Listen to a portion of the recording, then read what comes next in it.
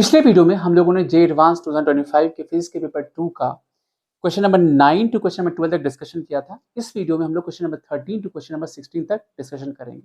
ये इस पूरे सीरीज का पेपर 2 के पूरे सीरीज का लास्ट वीडियो है और मैंने एंटायर पेपर के वीडियो का एक प्लेलिस्ट बना रखा है जो कि डिस्क्रिप्शन में अवेलेबल है। आप वहां पे जाके एंटायर वीडियो देख सकते हो।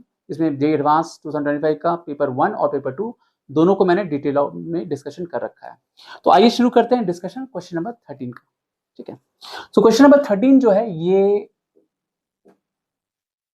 हीट पे बेस्ड क्वेश्चन है और ये भी बेसिक सा क्वेश्चन है। आई एम श्योर कि मेजॉरिटी ऑफ स्टूडेंट्स से ये क्वेश्चन बन गया होगा।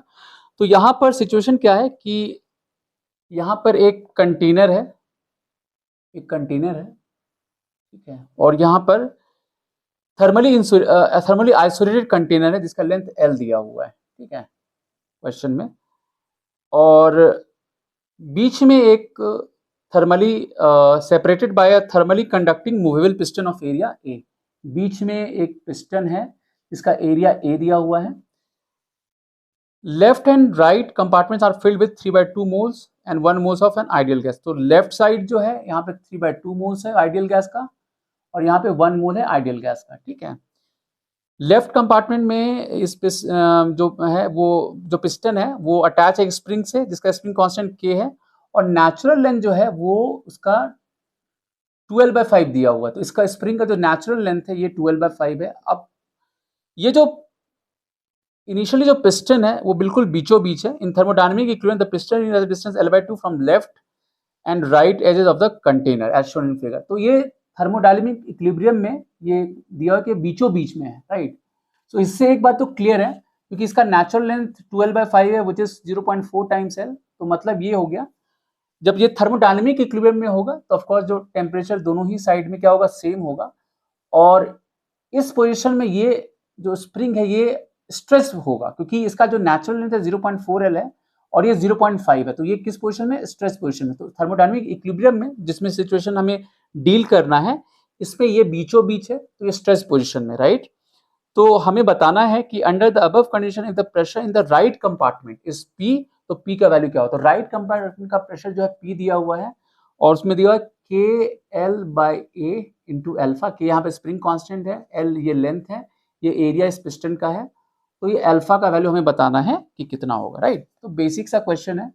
सो सबसे पहले हम बात करते हैं तो यहाँ पे हमें मैकेनिकल इक्विलिब्रियम भी लगाना पड़ेगा, थर्मोडायनामिक इक्विलिब्रियम में है। सो यहाँ पर मैकेनिकल इक्विलिब्रियम भी होगा और टेम्परेचर भी क्या होगा, दोनों साइड में आपका सेम होगा। तो यहाँ पर क्या करोगे, सो मैकेनिकल इक्विलिब्रियम के लिए हमें टोटल फोर्स को क्या करना पड़ेगा, 0 करना पड़ेगा। तो लेट से यहाँ पर जो फोर्स लगेगा, यहाँ जो प्रेशर है P1 है तो P1 इंटू ए लगेगा। इधर जो प्रेशर होगा ये P2 इंटू ए लगेगा, है ना। यही P2 बेसिकली हमें निकालना है जो यहाँ पे P लिखा हुआ है, राइट।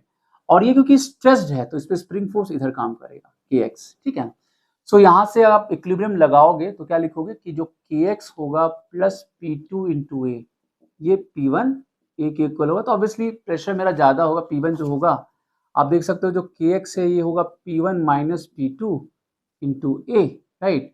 सो यहाँ से P1 माइनस जो P2 होगा ये KX बाय ए हो जाएगा, राइट।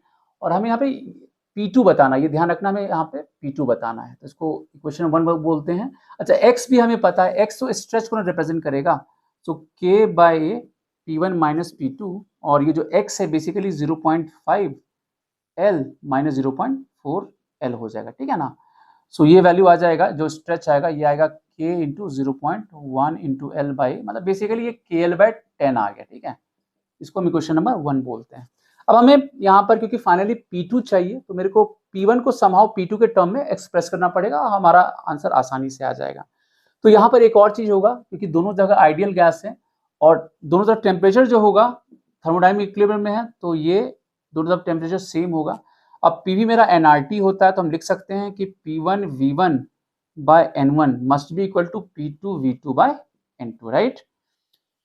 तो V1 क्योंकि बिल्कुल बीचों बीच है पिस्टन तो ये तो कैंसिल आउट हो, दोनों वॉल्यूम सेम होगा। तो अल्टीमेटली क्या हो गया कि P1 मतलब यहाँ से P1 जो होगा ये होगा N1 bye N2 into P2 हो जाएगा।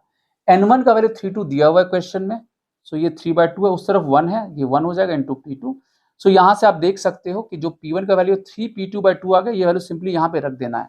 सो 3P2/2 माइनस P2 ये हो जाएगा KL/10 के इक्वल, और आप देख सकते हो P2/2 ये होगा KL/10। सो P2 जो होगा ये होगा KL/5 के इक्वल, राइट। तो यहाँ पर जो अल्फा है और यहाँ पर कुछ हाँ, यहाँ पर KL/, अच्छा यहाँ एरिया छूट गया था, यहाँ पे एरिया छूट गया था, एरिया भी लिखना पड़ेगा, एरिया लिखना पड़ेगा। सो यहाँ पे KL/5 आ गया, तो इसको आप लिख सकते हो क्योंकि अल्फा यहाँ पे ऊपर में है तो ऑफकोर्स ये कितना होगा 0.2 टाइम्स KL/A हो जाएगा, राइट। उसका जो करेक्ट आंसर है ना, वो हो जाएगा 0.20, right, up to 2 decimal place ये हो जाएगा। तो ये बेसिक सा क्वेश्चन था, राइट। अब हम लोग मूव करते हैं क्वेश्चन नंबर 14 के तरफ। क्वेश्चन नंबर जो 14 है ये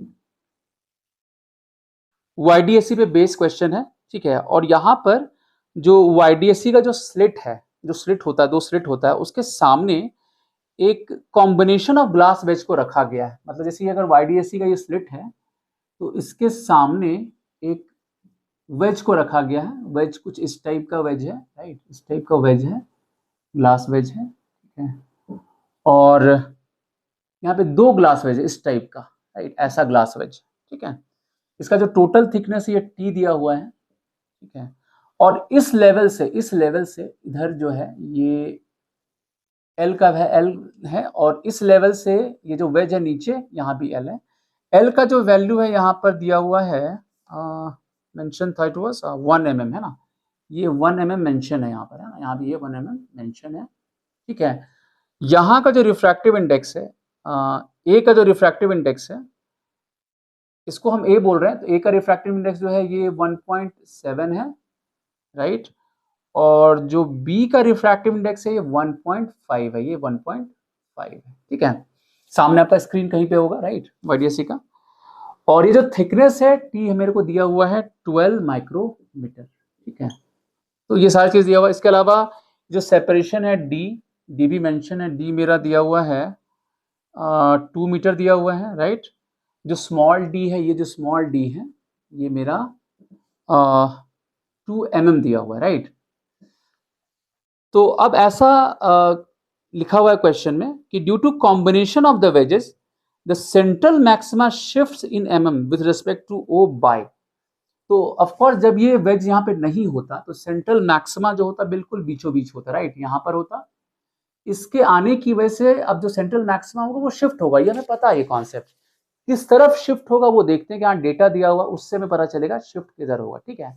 सो पहले देखते हैं कि जैसे मान लीजिए ये जो वेज है, राइट, तो ये जो सेक्शन है इसको अगर हम T1 बोले, इसको T1 बोले, इसको T2 बोले, तो सिमेट्री से क्या होगा, यहाँ पे T2 होगा, यहाँ पे T1 होगा।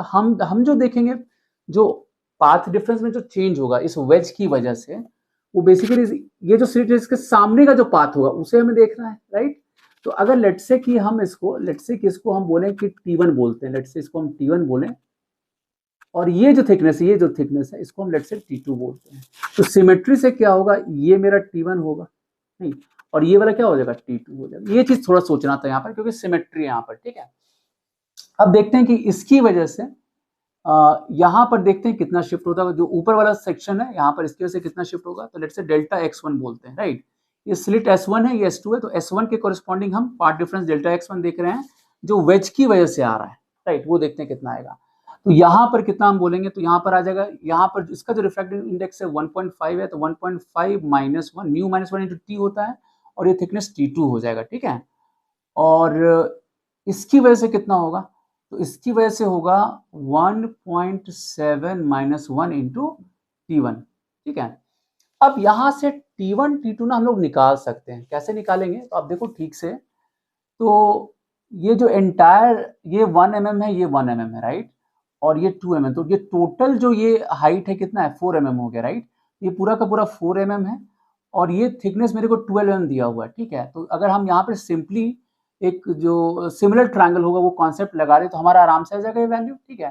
तो लेट्स से हम T1 T2 निकालते हैं, तो ये क्या होगा, ये मेरे को पता है L बाई ये T2, this must be equal to ये जो टोटल हाइट होगा मतलब 4 mm है ना, और ये मेरा जो है ये 12 माइक्रोमीटर है, राइट। ये 4 mm हो गया टोटल, और नीचे ये जो थिकनेस है 12 माइक्रोमीटर है, ठीक है। और एल यहाँ पे हमें मेंशन है 1 mm यहाँ पे दिया हुआ है, नहीं तो ये 1 mm हो गया बाय T2 और 4 mm बाय 12 माइक्रोमीटर। तो हम देख सकते हैं कि जो T2 का वैल्यू होगा 3 माइक्रोमीटर हो जाएगा, तो T1 ऑब्वियसली कितना होगा 9 माइक्रोमीटर होगा। तो बस एक थोड़ा सा ये सोचना था बस, उसके बाद आप आसानी से बता सकते हो। तो ये वैल्यू रख दो यहाँ पे, तो 0.5 आ गया, T2 मेरा आ गया 3 माइक्रोमीटर, ठीक है।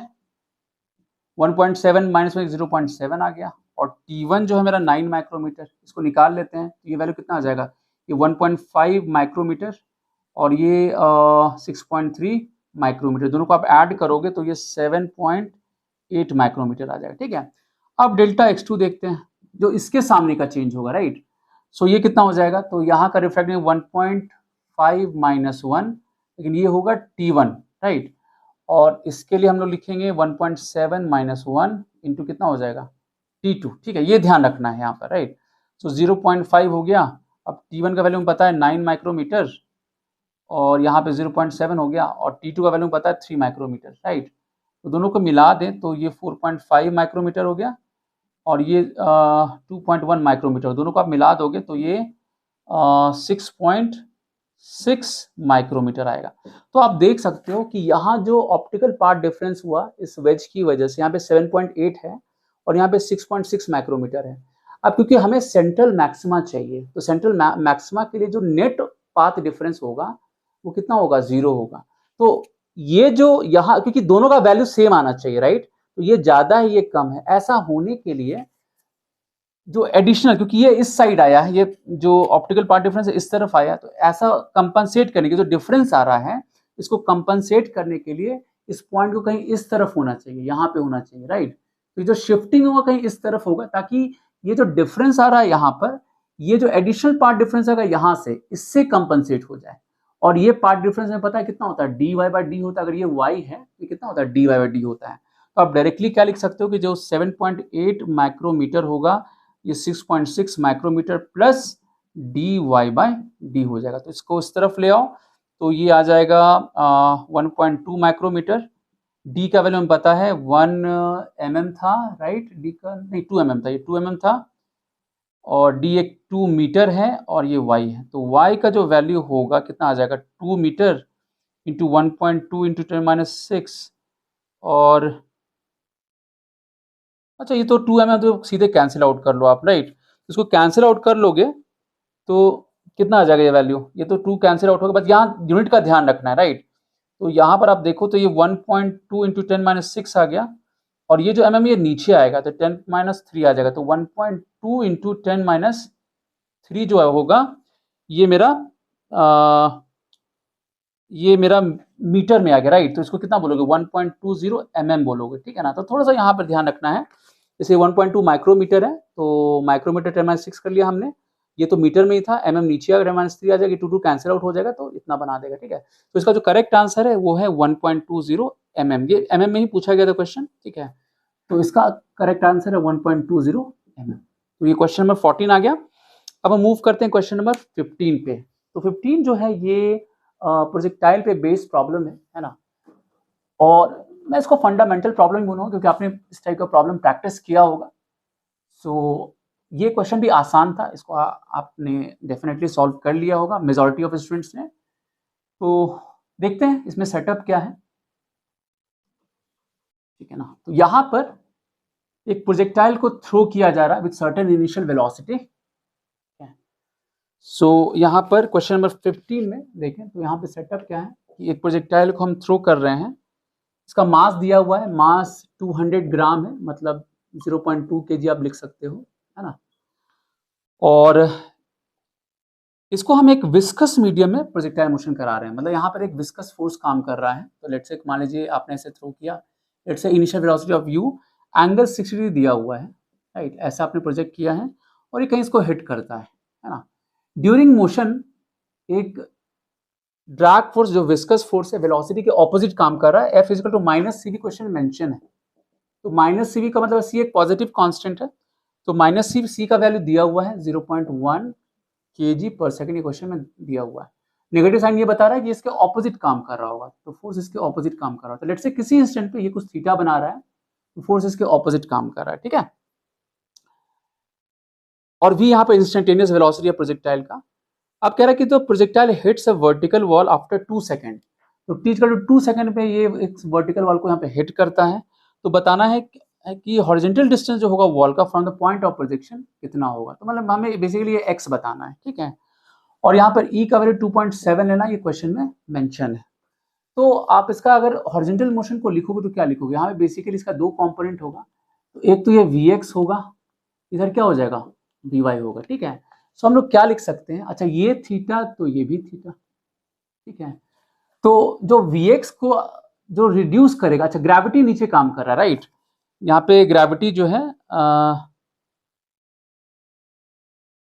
ठीक है, ग्रेविटी नीचे काम कर रहा है ऑफ कोर्स। तो अगर क्योंकि हम मतलब हॉरिजॉन्टल डायरेक्शन में, तो देखते हैं सिर्फ हॉरिजॉन्टल डायरेक्शन में निकालने से हमारा काम बन जाता है नहीं बन जाता है।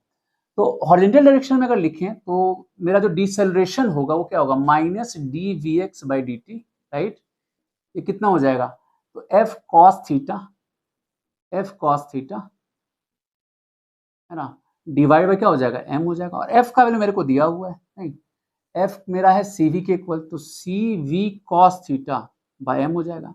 और जो वी कॉस थीटा यही तो मेरा वी एक्स भी होगा, राइट। तो ये बेनिफिट हो गया कि इसको आप C V X by M कर लो। अब यहाँ पर क्या करना है, D V X by V X कर लो, और यहाँ पे C by M D T कर लो। नेगेटिव साइन क्यों लगाया आपको क्लियर होगा ये, राइट, ड्रैग फोर्स है। अब इसको एज ए फंक्शन आप निकाल लो, क्योंकि इसको एज ए फंक्शन निकाल लोगे तो फिर हम क्या करेंगे, अच्छा Vx है तो ये इसका जो इधर वाला कंपोनेंट है u cos 60 हो जाएगा, राइट, u cos 60 हो जाएगा x वाला कंपोनेंट। तो ये इनिशियली u/2 हो गया, राइट। और ये मान लेते हैं कुछ Vx है, और ये 0 से t हो गया, ठीक है ना, यहाँ से 0 से t। और यहाँ पे इनिशियल वेलोसिटी भी दिया हुआ है क्वेश्चन में ना, u यहाँ पे दिया हुआ है 270 मीटर पर सेकेंड, ठीक है। तो ये ln आ जाएगा, ln Vx बाई u/2, तो ये 2Vx बाई u आ गया, minus C T by M. तो हम देख सकते हैं यहाँ से Vx का जो वैल्यू आया ये आ गया u/2 e minus C T by M. और हमें x चाहिए, राइट, x चाहिए, तो आप आराम से इसको dx बाई डी टी लिख लो, right, u/2 e minus C T by M कर लो।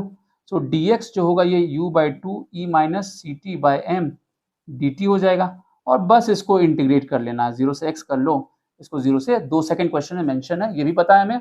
तो x का जो वैल्यू होगा, u का वैल्यू यहाँ पर 270 है, डिवाइड बाय 2, इसको जब इंटीग्रेट करोगे तो c बाय एम का रेशियो कितना आ जाएगा, यहाँ पे c और m है 0.2, तो c बाय एम का जो रेशियो है ये 0.1 एंड 0.2 है, तो ये हाफ आ गया रेशियो, राइट। तो ये आ गया हमारे पास हाफ, है ना, हाफ आ गया into T into D T, 0 से 2 सेकंड के बीच में, तो ये 135 आ गया।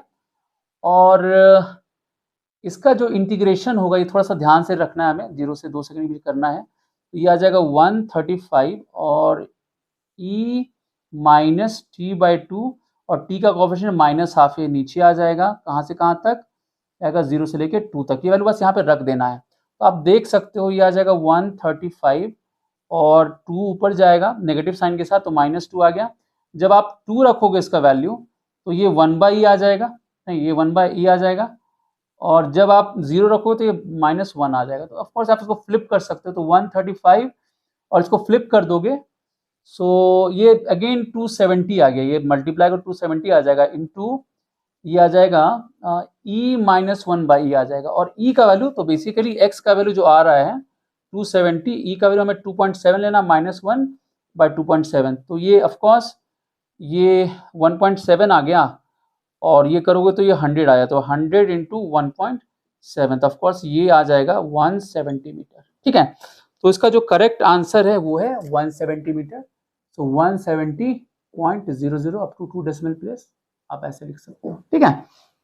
तो ये भी आसान क्वेश्चन था, आप इसको आराम से कर सकते हो। अब आते हैं लास्ट क्वेश्चन इसका, question number 16। So question number जो 16 है वो डॉप्लर इफेक्ट बेस्ड क्वेश्चन है, बेसिक सा क्वेश्चन है, ये भी अप्रोचेबल है ना, इसको भी आप आराम से कर सकते हो ना। तो इसमें क्या सेटअप है, यहाँ पे दो पेंडुलम काइंड ऑफ स्ट्रक्चर है, इसमें एक में रिसीवर है, एक में ट्रांसमीटर है, ठीक है ना। तो जो क्वेश्चन नंबर 16 का जो सेटअप है वो कुछ ऐसा है। यहाँ पर एक ऑडियो ट्रांसमीटर है जो कि और एक रिसीवर है, ठीक है। सो ये सिचुएशन दिया हुआ है इनिशियली ऐसा कुछ ना, और ये थीटा नॉट दिया हुआ है। थीटा नॉट जो दिया हुआ है वो ऐसा दिया है कि थीटा नॉट का वैल्यू कॉस इनवर्स 0.9 ये मेंशन है, ठीक है ना। और ये मेरा ट्रांसमीटर है और इस तरफ कहीं पर इस जगह मेरा रिसीवर है, राइट। ये भी थीटा नॉट ऐसे है। ये इनिशियल सिचुएशन दोनों का दिया, सेम लेंथ है ऑफ कोर्स, तो दोनों इनिशियली सेम लेवल पे ऐसे रखा हुआ है, ठीक है। और सेम लेवल पे ये भी थीटा नॉट पे, ये भी थीटा नॉट पे, ट्रांसमीटर और रिसीवर, ठीक है। अब क्या होता है कि है ना, लेंथ इसका 8 मीटर दिया हुआ है। ये लेंथ जो है ये 8 मीटर दिया हुआ है ना, मासेस स्ट्रिंग से ये अटैच है। और जो फ्रीक्वेंसी है, जो नेचुरल फ्रीक्वेंसी है ट्रांसमीटर का, ये दिया हुआ है 660 हर्ट्ज दिया हुआ है, ठीक है ना, ये दिया हुआ है क्वेश्चन में। And speed of sound in air वो 330 मीटर पर सेकेंड दिया हुआ है, ठीक है। तो इसमें पूछा है कि the maximum variation in the frequency in hertz as measured by the receiver, है ना, कितना होगा। एक्सटेंशन ड्यू टू ग्रेविटी को 10 मीटर पर सेकेंड स्क्वायर लेना है। तो एक बात तो क्लियर है, जो मैक्सिमम वेरिएशन होगा, क्योंकि ये ऑफ कोर्स ये एसएचएम ऐसे कर रहा होगा, राइट, ऐसे आप कह सकते हो ना। तो इसका जो मैक्सिमम वेलोसिटी होगा वो कहाँ पे होगा, इसके मीन पोजीशन अचीव होगा, इस जगह होगा, राइट। तो ये ट्रांसमीटर है, तो ये वीटी हम इधर ले लेते हैं और वी जो रिसीवर होगा इस तरफ आएगा, ठीक है ना। अब देखो इस पोजीशन में दोनों का वेलोसिटी मैक्सिमम होगा, ठीक है, और दोनों एक दूसरे को अप्रोच कर रहा है। तो यहाँ जो फ्रीक्वेंसी डिटेक्ट करेगा ये रिसीवर, ये मैक्सिमम करेगा। और अगेन फिर क्या होगा, ये कहीं इधर जाएगा। ऑफ कोर्स दोनों कोलाइड कहीं पे नहीं कर रहा, ये क्वेश्चन में है ना, ये मान के चलना है यहाँ पर, राइट। तो यहाँ पर ये ऐसे जाएगा, फिर ये इधर आएगा कहीं पर, ठीक है। फिर जब ये वापस आएगा अगेन ये उल्टे डायरेक्शन में जाएगा, ये उल्टे डायरेक्शन में जाएगा। तो इस समय क्या होगा, मिनिमम फ्रीक्वेंसी रिकॉर्ड होगा। सो क्लियरली ये वाला जो केस है मैक्सिमम वाला होगा। जब उल्टे डायरेक्शन में आएगा उस समय वीटी इधर होगा और वीआर इधर होगा। इसके कोरिस्पोंडिंग क्या होगा, मिनिमम होगा। तो इसके कोरिस्पोंडिंग एफ मैक्सिमम होगा, इसके कोरिस्पोंडिंग एफ मिनिमम होगा। दोनों का डिफरेंस हमें बताना है। तो बहुत ही आसान क्वेश्चन है। तो एफ मैक्सिमम जो आप बोलोगे वी प्लस वी रिसीवर, तो वी रिसीवर और वी टी दोनों तो सेम ही है ना। तो लेट्स से इसको हम वी नॉट बोल देते हैं। सो यहाँ पर होगा V plus V naught. V यहाँ पे साउंड का वेलोसिटी दिया हुआ है ना, जो है ना उसका फ्रीक्वेंसी दिया हुआ है यहाँ पे, ठीक है। और यहाँ पे v minus V naught into F naught हो जाएगा, ठीक है। एफ मिनिमम कितना होगा, तो ये v minus V naught by V plus V naught. दोनों का वेलोसिटी सेम होगा ऑफ कोर्स, उसी के कॉरेस्पॉन्डिंग हम लोग निकालेंगे। तो ऑफ कोर्स जो वेरिएशन होगा F max minus F minimum, right, this would be delta F. यहाँ पर आप एफ नॉट कॉमन ले लो, तो v plus V naught, V minus V naught minus V minus V naught, V plus V naught into F naught कर देना, right. So अब यहाँ पर v प्लस वी नॉट का whole square minus V naught का whole square, right. और नीचे आ जाएगा V square minus V naught square into F naught. तो आप देख सकते हो ये जो डेल्टा एफ आया ये आ जाएगा a प्लस बी का होल स्क्वायर माइनस, तो 4 टाइम्स आ जाएगा, 4 times v into V naught आ जाएगा, नीचे V square minus V naught square आ जाएगा। आप देख सकते हो v का वैल्यू यहाँ पे दिया हुआ है 330 दिया हुआ है। वी नॉट जो होगा वो कैसे निकालोगे, राइट। तो जैसे ये इसका मीन पोजीशन है, तो आप ऐसा भी कह सकते हो ना कि यहाँ से यहाँ तक जो मूवमेंट होगा, मतलब यहाँ जो काइनेटिक एनर्जी होगा वो इसके पोटेंशियल में जाएगा। तो आप ऐसा लिख सकते हो कि half M V naught square होगा, यही मेरा कंज्यूम होगा M G L into 1 minus cos theta में। जो राइज करेगा ये टोटल एल है, एल कॉस थीटा नॉट, ये पूरा एल है, तो कितना राइज करेगा, L minus L cos theta naught rise करेगा, है ना। तो यहाँ से आप वी नॉट 2gl इंटू 1 माइनस कॉस थीटा नॉट ऐसे करके निकाल सकते हो। ये थोड़ा कन्वीनियंट होगा निकालना, हालांकि जो एसएचएम वाला है स्मॉल एम्पलीट्यूड बता रहा है तो ओमेगा ए करके भी आप निकाल सकते हो, बट ये ज्यादा कन्वीनियंट होगा, राइट। तो ये वैल्यू हो जाएगा √2 into 10 into 8 into 1 minus cos में वैल्यू 0.9 दिया, तो 0.1 हो गया, इंटू 10 करेंगे तो 1, ये 4 मीटर पर सेकेंड आ जाएगा। तो यहाँ जब आप वैल्यू रखोगे, ये v का वैल्यू 330 का स्क्वायर है और ये 4 का स्क्वायर है, तो ये जो स्क्वायर है वो बहुत बड़ा है as compare to this one, तो इसको आप इग्नोर कर सकते हो, राइट। अच्छा, इसमें एक फ्रीक्वेंसी हमारा छूट गया, एफ नॉट छूट गया, नहीं तो वो रखना पड़ेगा हमें। वो हमारा था कितना, 660 था, राइट, ये 660 था। तो इसको आप रफली 330 स्क्वायर कह सकते हो। तो अगर आप रफली इसको 330 करोगे तो एक तो 3 यहाँ से कैंसिल हो जाएगा, यहाँ से 2 आ जाएगा। सो यहाँ पर जो वैल्यू होगा एक बार चेक कर लेते हैं। 4v नॉट हो गया। अच्छा, यहाँ पे वी नॉट हम छोड़ दिए थे, राइट? यहाँ पे 4v आएगा, यहाँ पर v हमने लिखा था 330, वी नॉट छूट गया तो इंटू 4 आ जाएगा, ठीक है ना? तो इसको आप इग्नोर कर सकते हो। इग्नोर करोगे तो एक यहाँ से कैंसिल हो, यहाँ पे 2 टाइम्स आ जाएगा। तो 4 इंटू 4 इंटू 2 कितना हो जाएगा? 32। तो इतना वेरिएशन हो जाएगा फ्रीक्वेंसी में, ठीक है ना? तो इसका जो करेक्ट आंसर होगा वो होगा 32.00 अप टू 2 डेसिमल प्लेस, ठीक है? तो एंटायर पेपर का डिस्कशन हो गया। मैंने टोटल 4 वीडियोस बनाया था। तो जो पहला वीडियो था क्वेश्चन नंबर 1 to 4 था। जो सेकंड वीडियो था क्वेश्चन नंबर 5 to 8 डिस्कशन हुआ था। थर्ड वीडियो में क्वेश्चन नंबर 9 to 12 डिस्कशन हुआ था। और जो लास्ट और फोर्थ वीडियो है जिसको मैं डिस्कस कर रहा हूँ, इसमें question number 13 to question number 16 discuss किया था। और इसका एंटायर वीडियो सॉल्यूशन का प्लेलिस्ट मैंने डिस्क्रिप्शन दे रखा है, आप वहाँ पे जाके पूरा पेपर देख सकते हो, ठीक है? So that's all from my side. मिलते हैं नेक्स्ट वीडियो में। Till then take care.